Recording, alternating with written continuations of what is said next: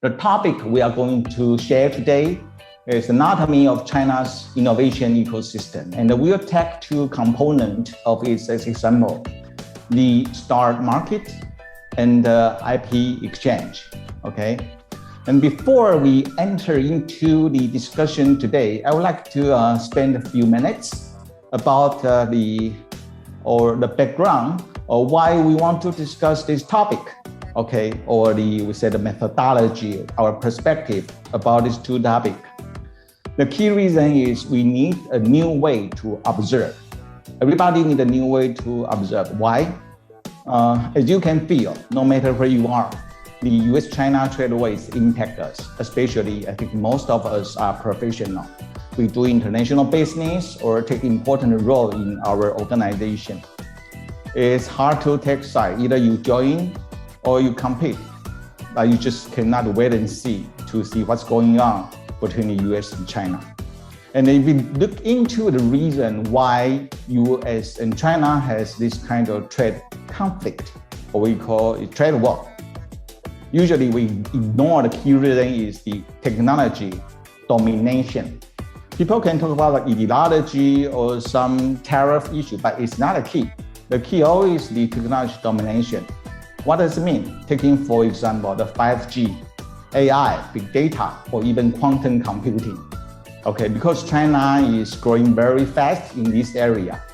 If you're in Europe, you understand the 5G standard or the 5G new system was almost ready by Huawei to offer.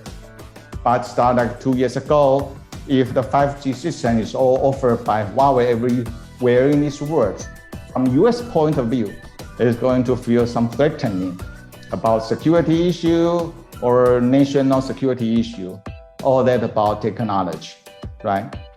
So the bottom line, the key things about the US trade war that impact you and me is derived from the technology competition.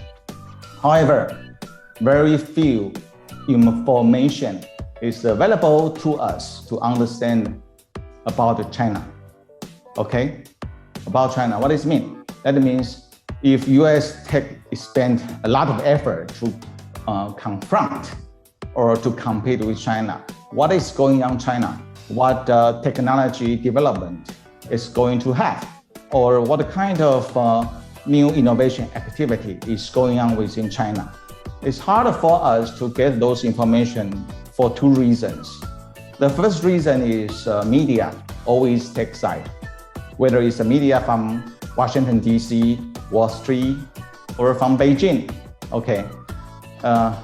It's just become harder and harder for us to get those genuine information. Another key reason is most of those information are available in Chinese, not in English, right?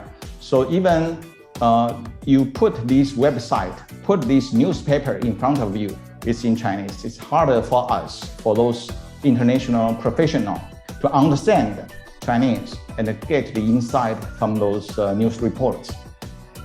In other words, under the US-China trade war, we get impacted. We want to understand the source of this confrontation.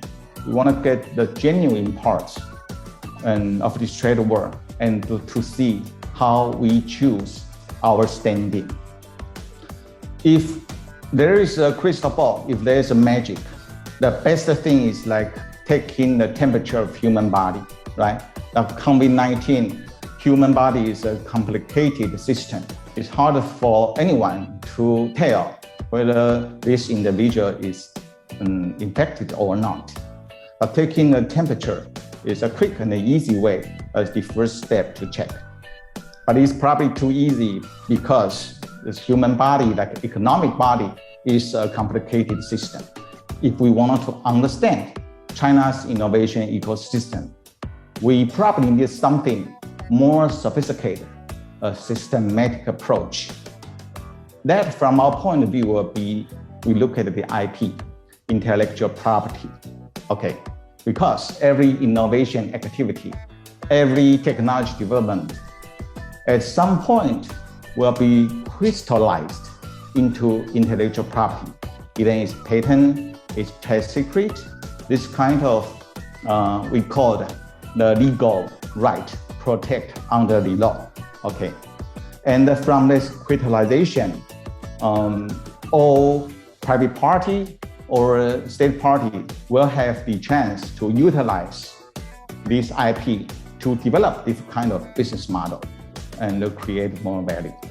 So if we may observe how China or in China's economy system create IP, use IP, and manage the relevant risk of IP, then it will be easy and accurate way to understand the innovation activity in China. So to choose the criteria, to choose a good index, it must have 3 criteria. First one, to all of us, it's better to be English, right? Or even it's Lammer. Lammer is easy to understand. English, because the language is easy to understand. Second criteria is this observation, this index, this measurement should be close related to the technology development. And the third one, it should be simple, but not too simple. It should be certain level of depth to reflect the current situation in China. So from my personal observation or my experience, I come up with a set of observation points that could easily and efficiently help any professional in any parts of the world to look into China and obtain their own perspective about the innovation activity in China, which is the source of the current US war, the technology domination.